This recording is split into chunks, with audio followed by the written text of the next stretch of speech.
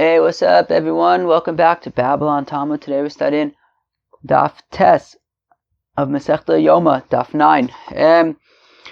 Daf 9. It starts off shtickle, technical, but also interesting if you're into technical, interesting things. And then the rest of the Daf, super interesting Agadatas about the Beis HaMikdash. Some I'm sure you have heard before.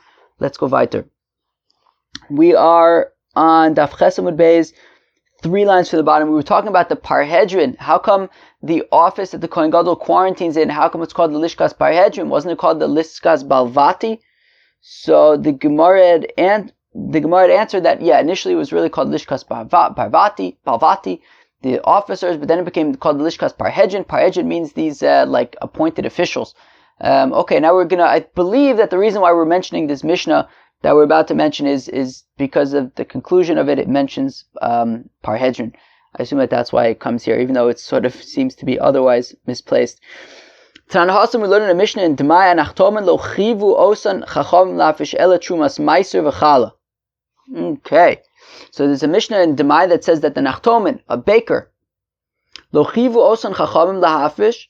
So the chacham said, look, the only things that you have to separate if it's Demai is ela trumas meiser v'chala, only trumas meiser and chala. Now, what does this mean? So, of course, we all know Demai from 1,000,000 years ago, but we learned Masechta Brachos. Demai is produce that is purchased from an Amma Aretz, somebody who is suspect that perhaps he did not separate meiser. So because maybe the merchant didn't separate, the Amma Aretz did not separate meiser, so we separate meiser rishon, meiser sheni, meiser ani, whatever it might be. Now, what if you're a baker and you go through large quantities of wheat, of flour? So we said that the Chachamim took it easy on the bakers who go through lots and lots of flour, that if you have a baker who buys large quantities from an Amma Aretz, so it says, Anachtomen, the bakers, lo chivu osan Chachamim lahafrish, the Chachamim did not require them to separate tithes from Demai, Ella Trumas Meiser v'Chala. The only things that they did have to separate was Chala. Okay, they separate Chala just like they would give Chala to the Kohen in any case, regardless of if it was Demai or not. And also Trumas Meiser, which essentially amounts to 1/100th of what they purchased. Okay, so they purchased a whole bunch of wheat from a merchant who's an Amma Aretz. Now, Me'ikar Adin, they would have to separate Meiser. They'd have to separate, right, Meiser Rishon, Meiser Sheni, Meiser Ani. The Chacham say, meaning Meiser Sheni, Meiser Ani, depending on the year. The Chacham say, don't worry about Meiser Rishon. Truma you don't have to worry about because the Amma Aretz is not suspect about Truma. So don't worry about Truma. Don't worry about Meiser Rishon. We'll see why in a second. Don't worry about Meiser Sheni. Don't worry about Meiser Ani. There's only one thing that you have to separate, and that is, again, Demai, we don't know if the Amma Aretz separated Meiser. In the event that he did not separate Meiser, so then Meiser needs to be separated, and Meiser goes to a Levi. Then the Levi takes 10% of what he received and gives that to the Kohen. And that's true. That's called Trumas Meiser, and that has the status of Truma, which means that, Truma, of course, if a non-Kohen eats Truma, so Nischayv Misa B'dei Shamayim. Now, Meiser, on the other hand, Meiser goes to the Levi, and it's the property of the Levi. He can do whatever he wants with it. He can give it to whoever he wants, and they can eat it. If the Meiser wants to if the Levi wants to give his neighbor, who's a Yisrael, his Meiser, Gesundheit, it belongs to the Levi. He can do whatever he wants with it. So there's no Chiyuv Misa B'dei Shamayim for eating Meiser that belongs to a Levi. However, there is a Chiyuv Misa B'dei Shamayim for eating Truma. And therefore, in the event that the Amma Aretz did not separate Meiser, well, then that means that Meiser needs to be separated. And what happens with Meiser is it goes to the Levi. The Levi then takes 10% of that and gives that to the Kohen, and that is the status of Truma. And therefore, because, sure, we want to be lenient for the baker, but we can only be lenient with things that don't have a chance of leading to Misa B'dei Shamayim. Now, the only thing here that might lead to Misa B'dei Shamayim is that, we know that the Truma Gedola we don't have to worry about because the Amma Aretz separates Truma Gedola. But in the event that it didn't separate Meiser, so then when we separate Meiser, and if we were to give it to a Levi, the Levi would give 10% of what we gave him to the Kohen, which is essentially 1/100th of the total of the field, right? Because I take 10% and give it to Levi, he takes 10% of that, which is 1/100th of the original, and gives it to the Kohen.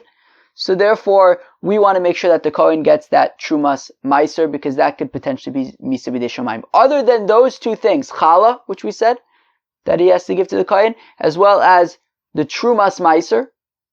Other than that, he doesn't have to separate anything else. Well, he might have to separate it, but he doesn't have to give it to anybody else, and we'll get to that in just a second. Now the Gemara says, the Gemara is trying to understand how come. How come he doesn't have to separate Meiser Rishon, or Meiser Sheni, or Meiser Ani? Right, of course we know Meiser Sheni is on years 1, 2, 4, and 5. Meiser Ani is on years 3 and 6.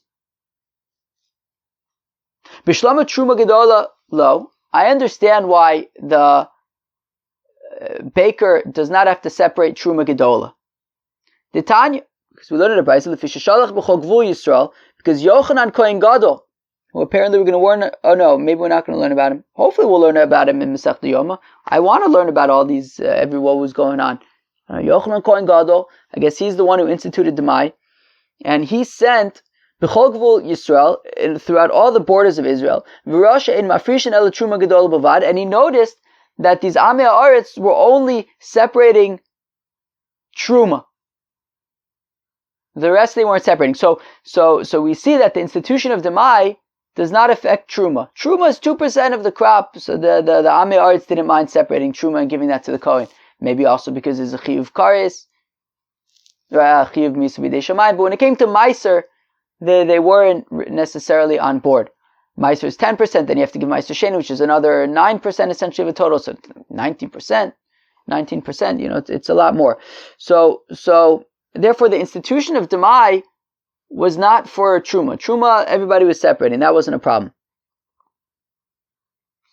And therefore, the baker certainly doesn't need to separate Truma. Meiser Rishon or Meiser Sheni, Meiser Ani Nami. Lo. I also understand why the baker wouldn't have to separate Meiser Rishon or Meiser Ani for a very interesting reason. We may have seen it before. Because Amotzi Mechaver Olav Araya. Because if you want to extract something from your friend, you have to bring proof.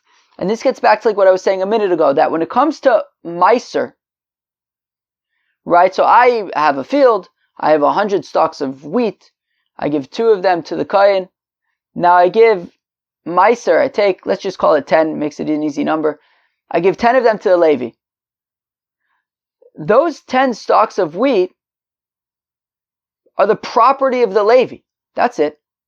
They're the technical financial property of the Levi. He can do with them as he wants. So now, in the case of Demai, so I'm not sure if the Amei Haaretz who I bought it from separated Demai. Maybe he did, maybe he didn't. Ich weiß nicht. So I need to separate Meiser. I don't know if I just separate Demai, but separate Meiser. I don't know if the Amei Haaretz separated Meiser. So I have to do it, just in case. I separate Meiser, 10 stalks of wheat. But now here's the interesting thing. Those 10 stalks of wheat that I set aside are now technically the property of the Leviim. But now once it's the property of the Leviim, we say, wait a second. How do I know that the Amei Haaretz really did not separate Meiser? Maybe he did. And therefore I say to the Levi, wait a second, hold up. Prove to me that the Amei Haaretz did not already separate Meiser. And as long as the Levi is unable to prove that, well then, the owner of the wheat, the baker in this case, can say, look, until you prove to me that this 10% that I separated really belongs to you, I'm holding on to it, and I'm treating it as mine. Because if you want it, you have to prove to me that it's really yours. You have to prove to me that the Amei Haaretz, in fact, did not separate Meiser. And until you can do that, I'm keeping it and I'm using it. Okay? So that applies to Meiser Rishon, and it applies to Meiser Ani. Also, right? If the poor person says, hey, give me that Meiser, he'll say, prove to me that the Amei Haaretz didn't separate Truma separate Meiser. And therefore, since it's just Dinei Mominus, it's not like Truma that has a Chiyuv Miseh B'dei Shamayim.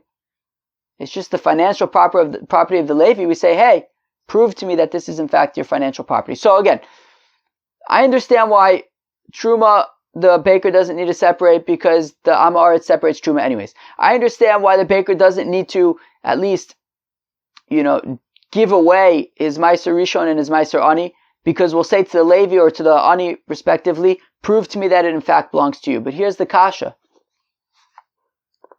Ela Meiser Sheni, but why does the baker not separate Meiser Sheni?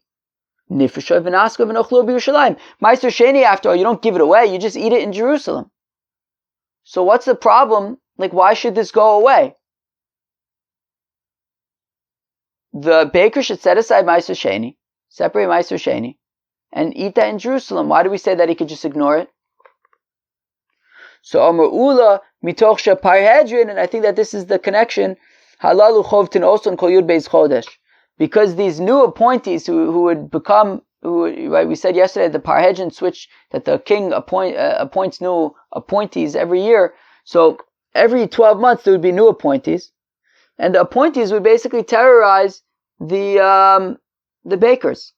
They would terrorize everybody, I guess, because they wanted money. I guess why not, right? Now I'm a fancy appointee, I should be able to make everybody pay me stuff. So they would kind of like chovtin osan kol yud beis chodesh. They would like what's that called? Like when what's it called? Like when like the like racketeering or something? Is that what it is? I don't know. Extraction, extortion, and somehow they would basically control the prices in the markets of the bakers being able to sell their bread or whatever it is. Somehow they would be able to profit from this whole. Somehow these appointees would be able to profit by driving the bakers crazy.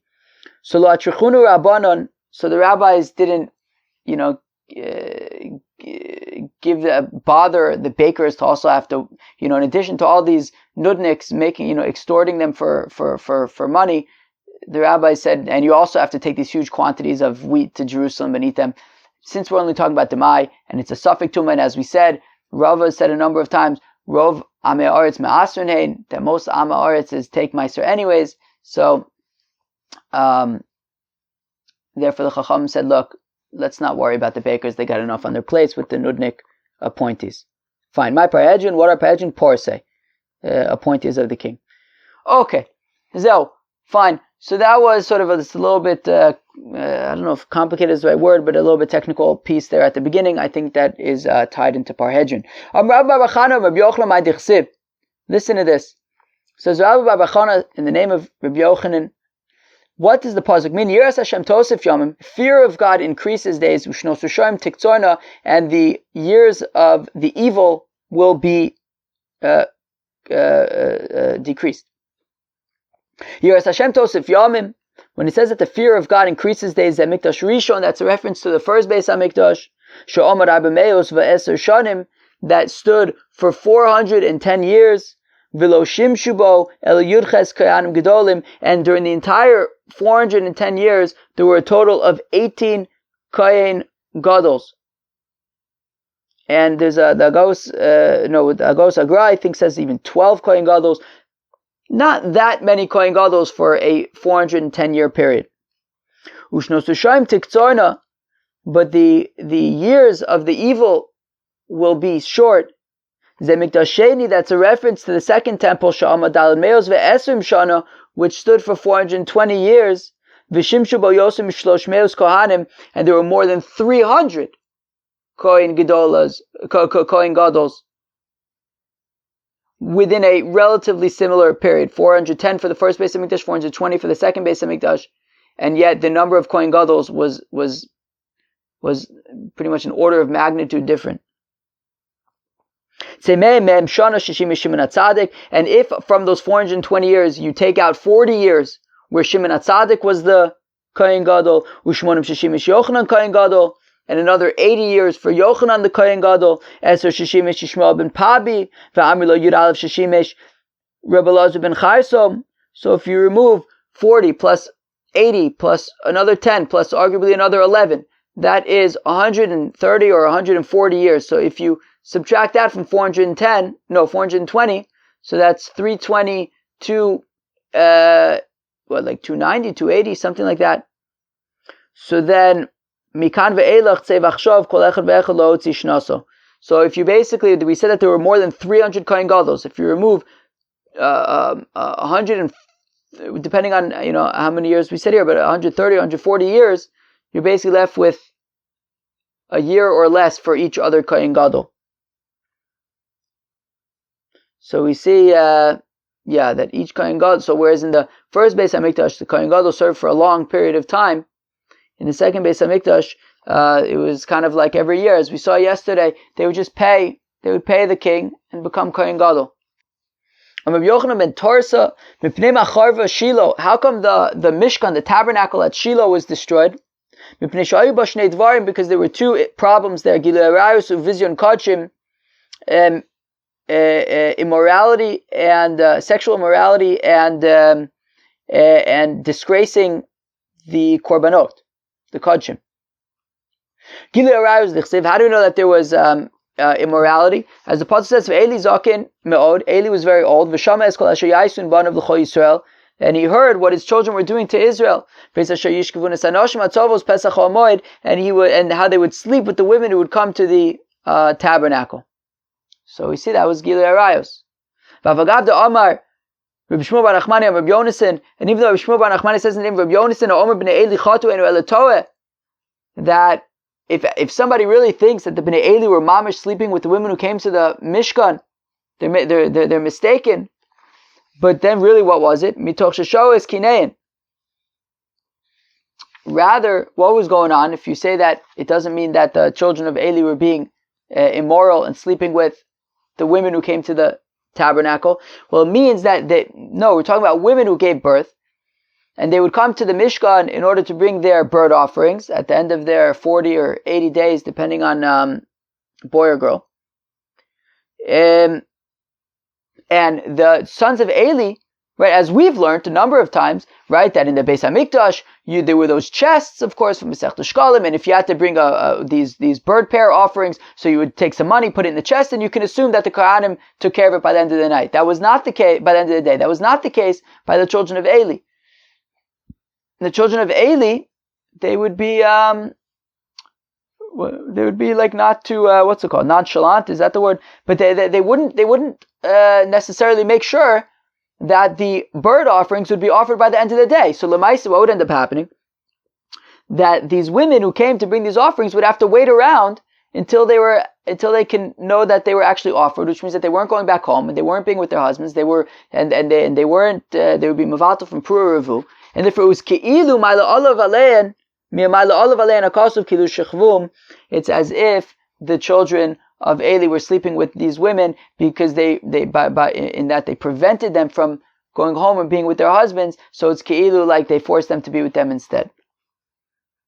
Bizun Kachim, how do we know that there was disgrace of the holy, of the kachim, of the sacrifices, the offerings, as the pasuk says,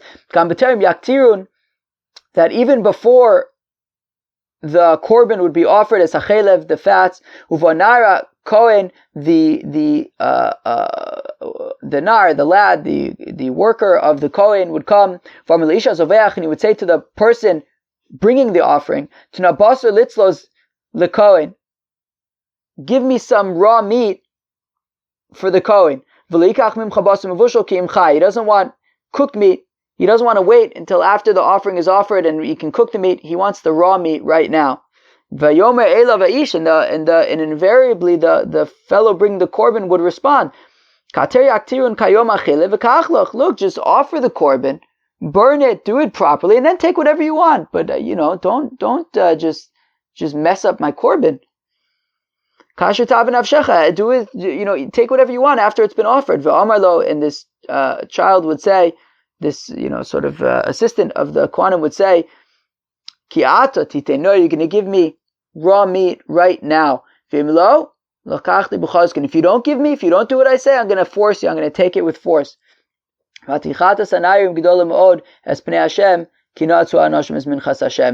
this sin was very, very grave before God, because the children of Eli and the Kohanim, whoever was running the show who was running things at the Mishkan of Shiloh, was disgracing the korbans of God. So we see that. So the Gemara says that Shiloh was destroyed because of two sins, because of Gilui Arayos and because of Bizyon Kodshim. Says the Gemara, Mikdash Rishon mipnei Macharev. How come the first temple was destroyed? Mipnei Gimel Devarim shahayu bo, because of the following three sins: Avodah Zarah v'Gilui Arayos u'Shfichus Damim, idol worship, immorality, and killing people, murder. Avodah Zarah dichsev. How do we know that there was idol worship? As the pasuk says, ki katzor hamatzah meistareya. Right? Did I read that right? Yeah. Ki katzor hamatzah meistareya v'amasecha tzor ke'eskanes. That the mat is too short from spreading out on, and the cover is too small to get under. My katzor hamatzah meistareya. What does it mean that the mat is too small to spread out on? Rabbi Yonasan, that this mat is too small to have two friends on it at the same time. What does this mean? It's a metaphor, of course. It's a metaphor to the Beis Hamikdash, that the Yidden were using getchkes, right? As the pasuk says, as Rashi says, Shnei Reim tzelem shemid Menashe beheichel. It's a reference to the idol that Menashe put into the heichel. That's very bad. An idol in the heichel. And the Eibishter says, that's it. There's no room for me and this getchke. One of us needs to go. And the blanket, the covering is too small to get under. Says Shmuel bar Nachmani kimati Rabbi Yonasan la'ikra. When Rabbi Yonasan would get to this pasuk bachi, he would cry. Omar, he said, man dichsivbe, God, about who it says, kones kanen me'ayom, that God could take the waters of the sea and stand them up in a mound. Naisis lo masecha tzara. And yet, here he's saying, I just can't do this. I can't have this covering that's too small. It's not small enough for me and this getchke.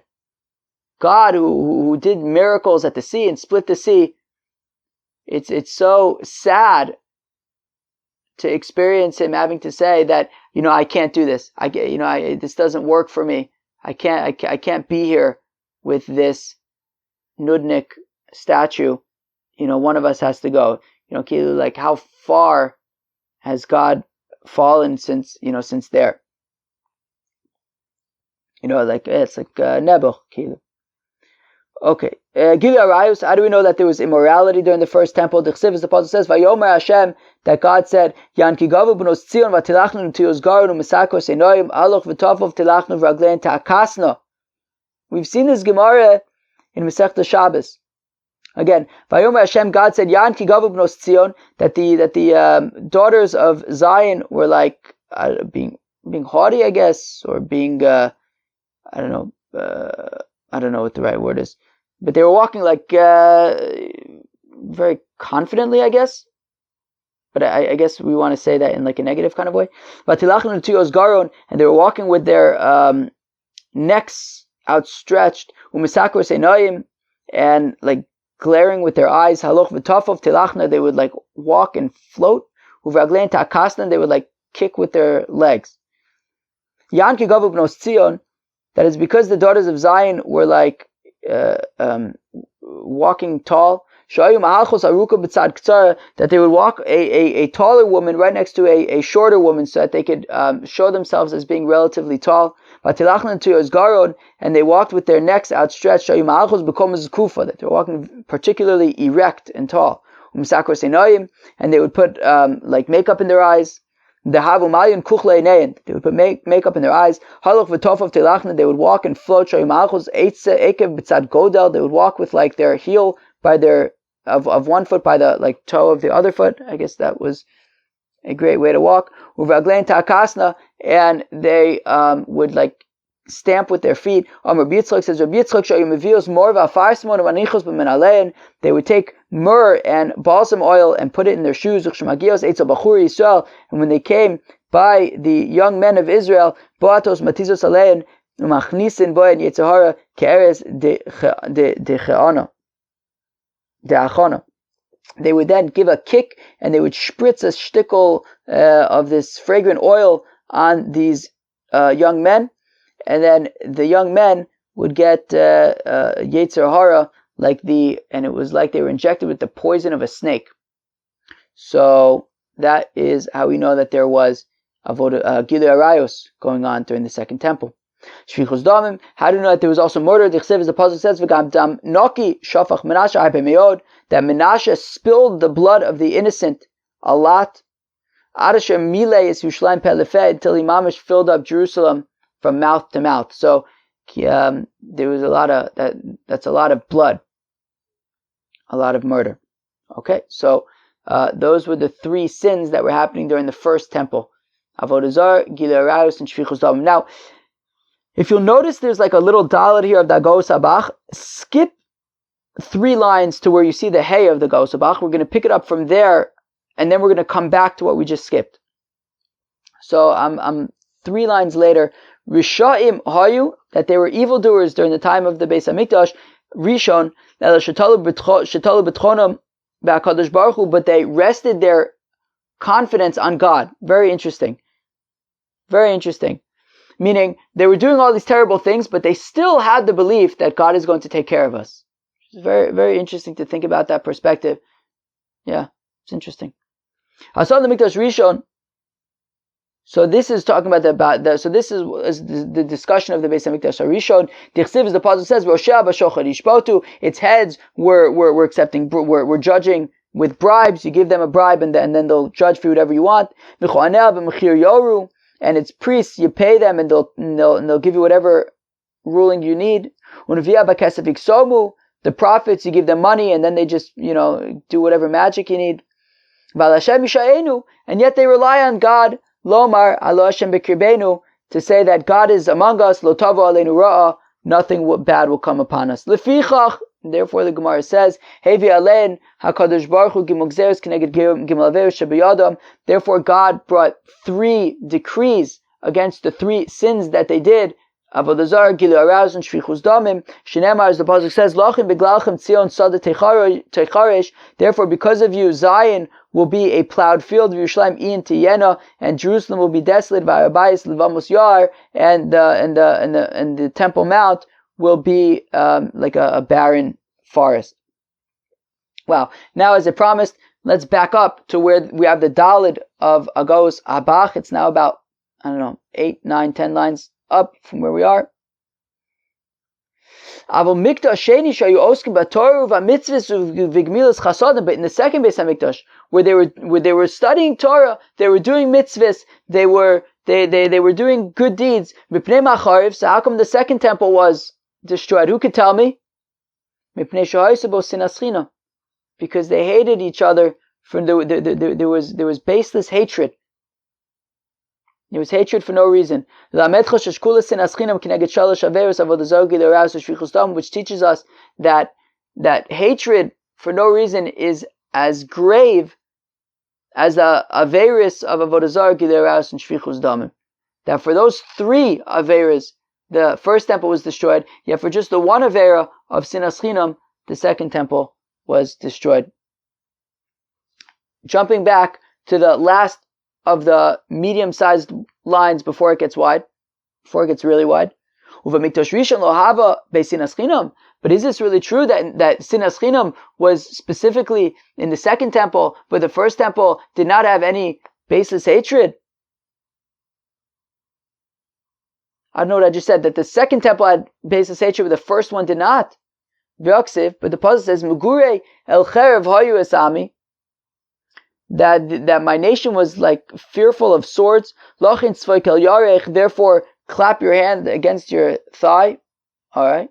V'amar Rav Luzer says Rav Elazar, Elu b'nei adam shochlim v'shosin zeh zeh, that these are people who eat and drink with each other, v'dokrin zeh zeh b'chai v'shabilshonim, and yet they like stab each other with the swords of their tongues.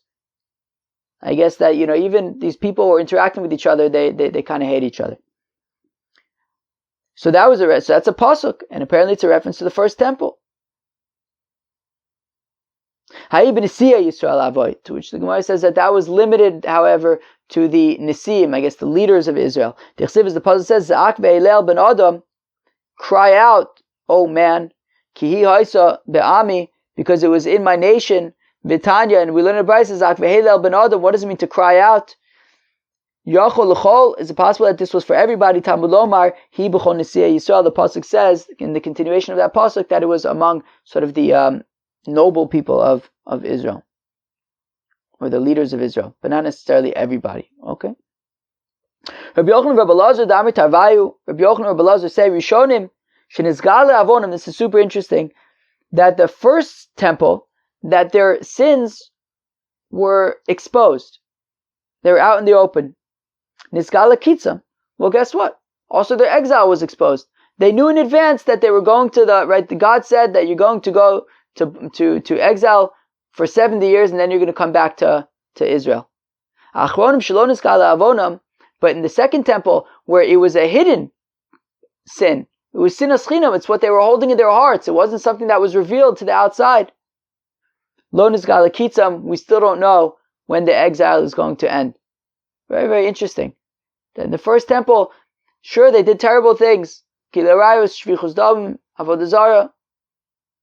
But these are things that were revealed. They weren't hiding anything.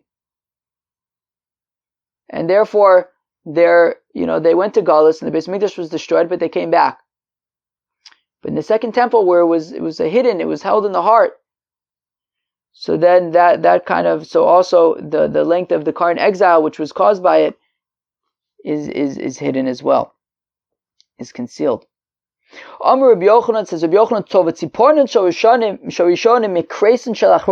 the fingernails or the toenails, some nails of the body of the earlier generations are even greater than the stomachs of the later generations.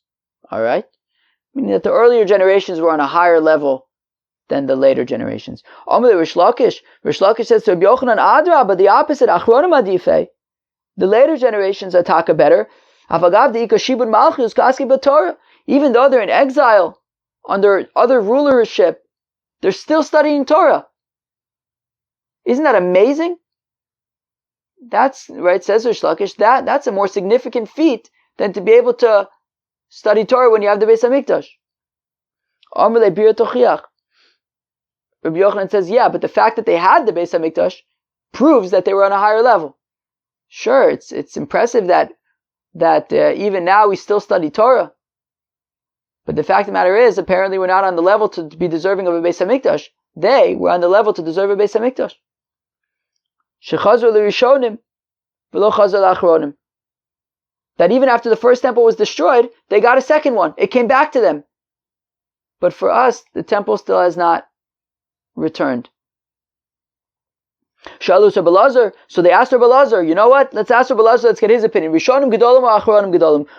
Who's greater, the earlier generations or the later generations? Amar Laim, Rabbi Elazar said to them, Tunu einechem babira. He says, look no further than the Beis HaMikdash. Just like Rabbi Yochanan argued, that the earlier generations had the Beis HaMikdash, we don't. Iked Amri Amar Laim eidechem bira. Those who say that what Rabbi Elazar said is your witness, the proof, is the Beis HaMikdash. That the earlier generations had the Beis HaMikdash, the later generations don't. So therefore the earlier generations must be greater. But it's interesting to see that, Rish Lakish's opinion is that, look, the later generations, with all that's going on, they still somehow hold on to the Torah, which is pretty impressive. Rish Lakish avasachi bi'adeina. Rish Lakish was one time swimming in the Jordan River. Also Rabbi Barbachana yoev le'yada.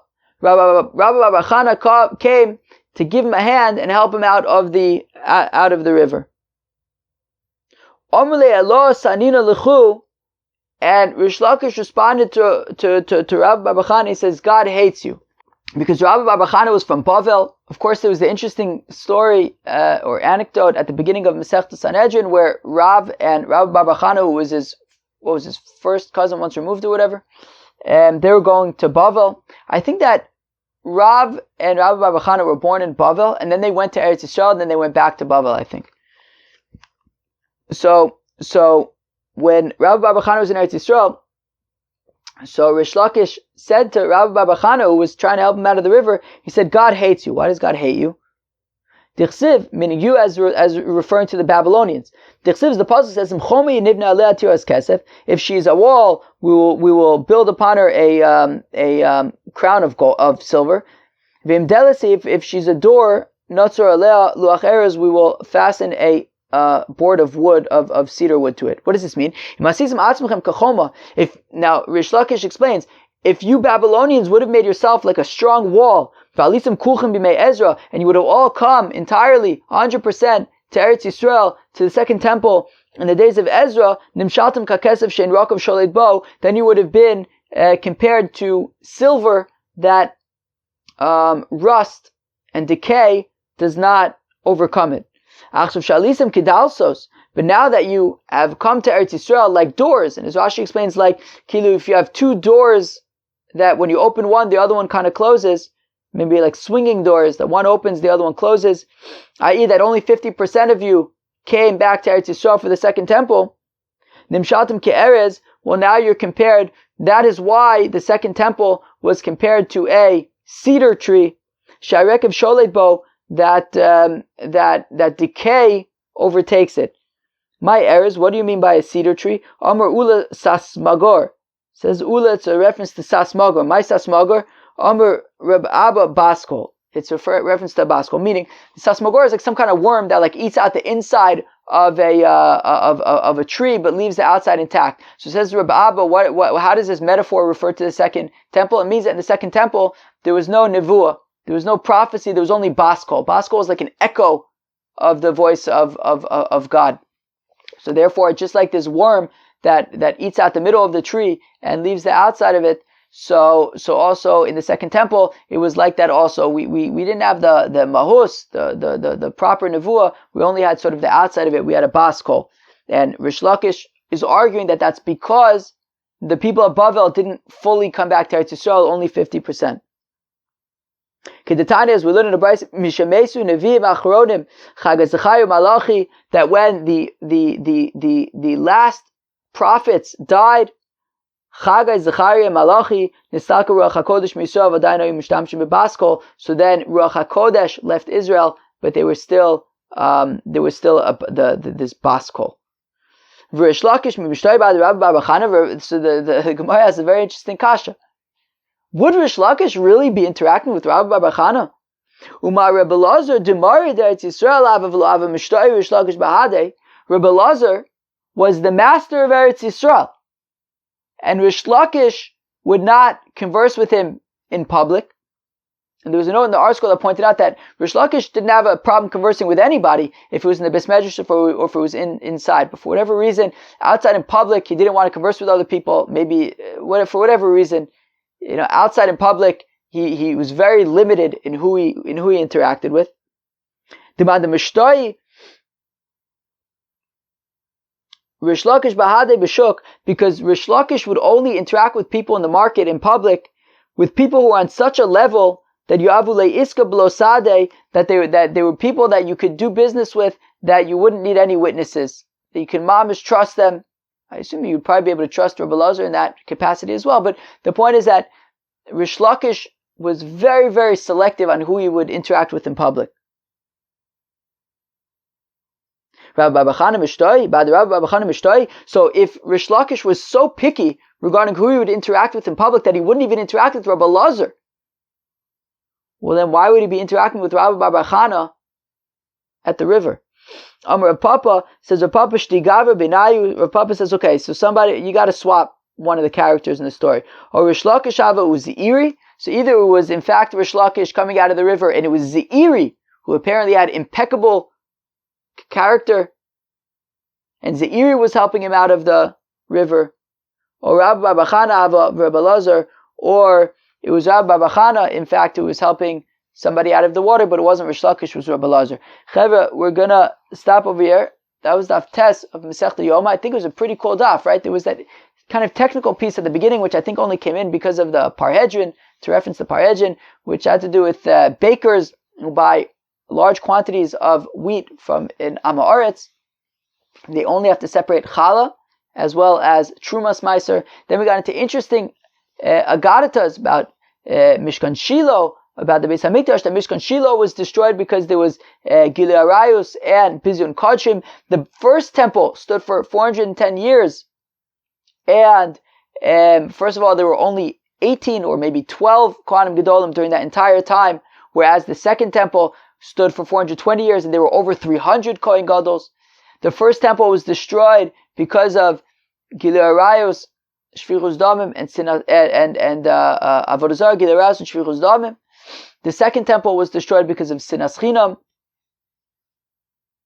We saw also that the first temple, because their sins were out in the open, therefore also their galus was revealed, i.e. we know how long it was supposed to be for, and then they came back to Eretz Yisrael, whereas the second temple was destroyed because of Sinas Chinam, which is harbored inside, internally, and not shown on the outside, and therefore also the exile is not shown on the outside, and we're still in exile. We don't know how long we'll be here for. We saw an interesting dispute between Rabbi Yochanan and Rish Lakish about who are the greater generations, the earlier generations that they had the Beis Hamikdash, or the later generations that we don't have a Beis Hamikdash and we're not in our own control and we still are committed to studying Torah. Rabbi Yochanan and Rabbi Lazar said that the earlier generations are greater. Rish Lakish was convinced that the later generations are greater. So very interesting daf, a lot of interesting sugyas. I hope you have a very interesting day. Peace.